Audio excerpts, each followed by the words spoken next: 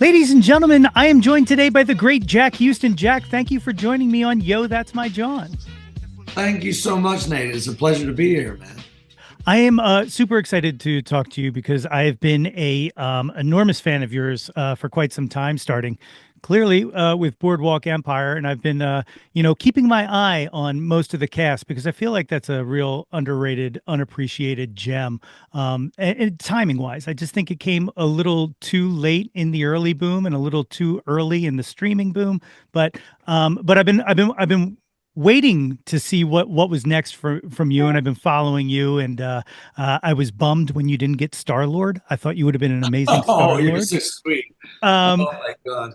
so when this came through, when a Day of the Fight came through, watched the trailer and was absolutely blown away because holy crap! Not only are you a good actor, not only are you, no offense, devilishly good looking, but you're also a talented writer and director now too. Can you Oh leave God. some for the rest of us?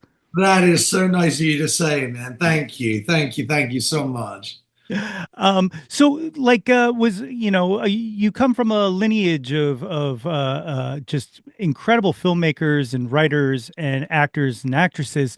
So the idea of you coming into film completely makes sense. But was acting your first pull into that, or were you always wanting to write and direct? Um, Acting for sure was my first sort of, when I say that sort of vocation, that calling that you have. I think that came from a very young age because I really loved. I was very lucky that I got to be on the set of a few of my aunt's movies when I was a kid, and I remember once going to visit her when she was making The Witches, the Roald Dahl's The Witches, and she was in full prosthetics as the Grand High Witch, and just realizing, oh my God, you can actually do this as a job, play make believe, and that was very much part of being a storyteller. I think I've loved the idea of telling stories. I've always liked the idea that being part of that sort of family of storytellers. Um, I didn't feel in a rush to become a director. I was always felt compelled that I would like to do it one day, but I knew that it had to be the right thing. Like I didn't want to run into something that I didn't know what I was doing at that time.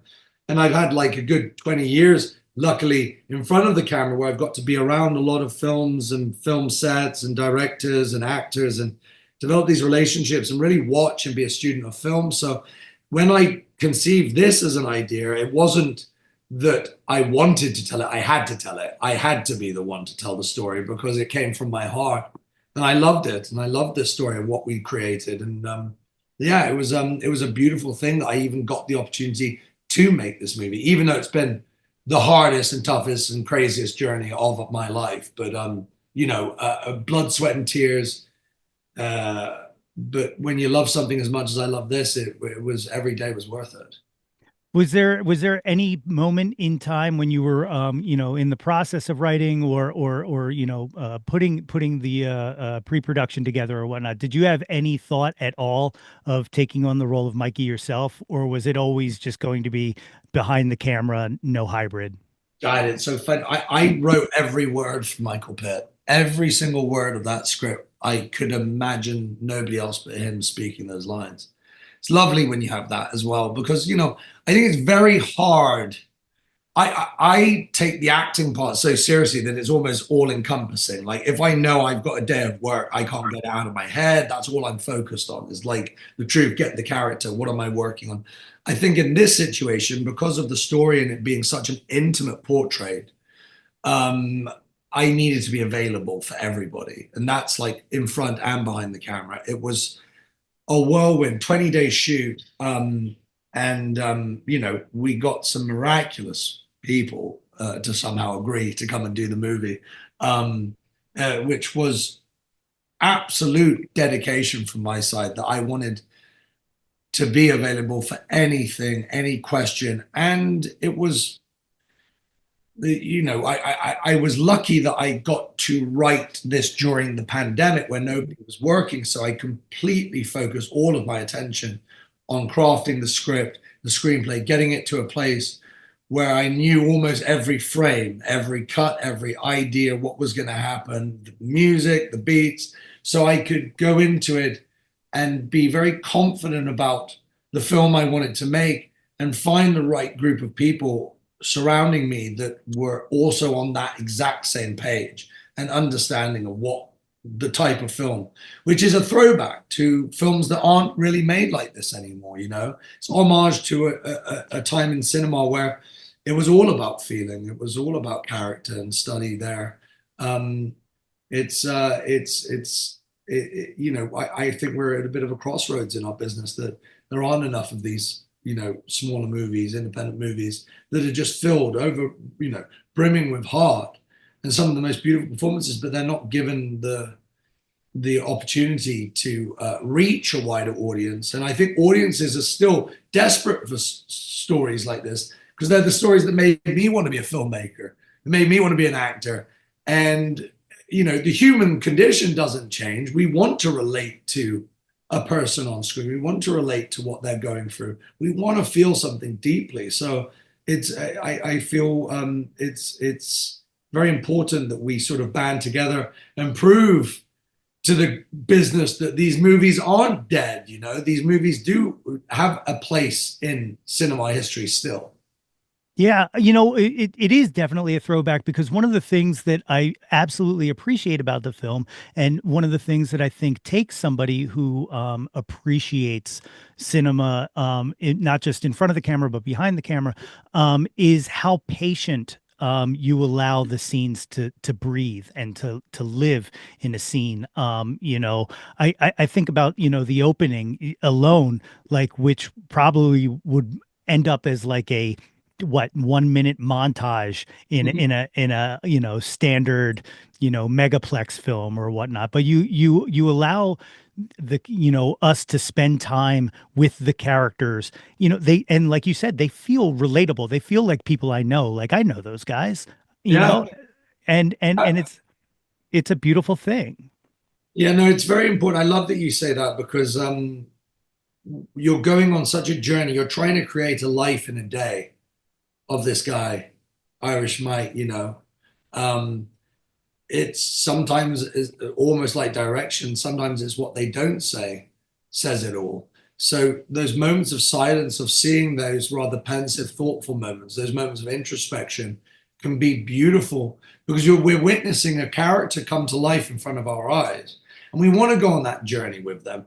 As soon as something like this feels rushed, is where you lose the bottom from it. You want to experience the honesty and the truth of these situations, of the place where Mikey's at this stage in his life, and possibly the last day of his life. So I'm a big fan of earning a character, earning your respect. I want to, as a filmmaker, give the audience an opportunity to really live a life with this person, be on that path with them.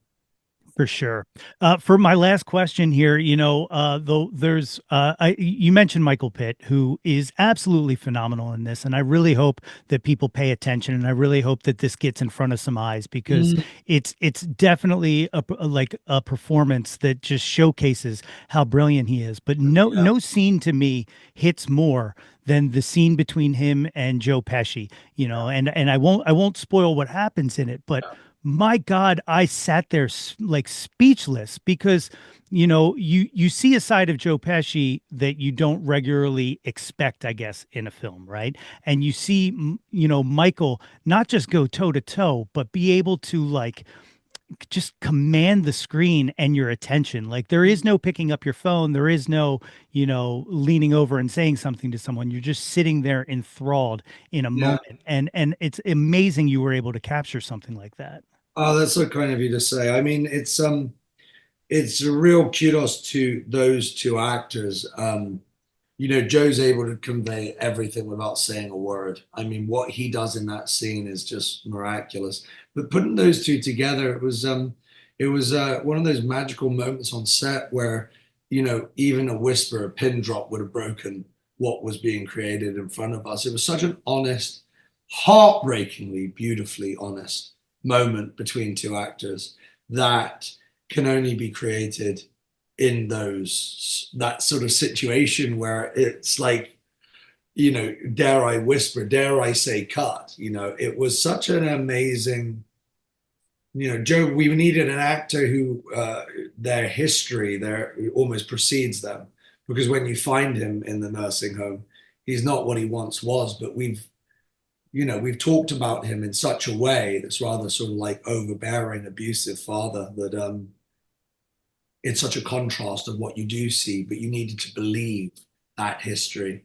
And then, for people who don't know, you don't hear him speak, maybe you hear him sing in that beautiful voice. That's actually Joe singing. He's a wonderful singer. It's gorgeous. So that song that comes on is Joe singing. It's beautiful. It's incredible. I want to thank you for taking the time. Anybody watching and listening, Day of the Fight is out in theaters December 6th, New York and LA, right? And then slow Yeah, rolling out to England some and other going screens. wider a week of. Yeah, exactly. I really hope people take a look. And I got to say, this started off as a Philadelphia centric podcast, and I always like to try to find weird ways to make other things fit into it. And Nicolette co-wrote Mikey's song with Leslie Odom from Absolutely, man. from Yeah. Philadelphia. So there we Yeah, go. there we Right? go, man. There we go. The greatest. We love that. God, she's wonderful. Jack, thank you so much. I cannot wait to see all of the flowers thrown at your feet for this because it's Oh, a no, you're beautiful so film. sweet. Thank you for that, brother. Thank you. It means a lot to me. Oh, your support means the world. Thank you. All right, have a good one. All right, brother. See you later. Thank you.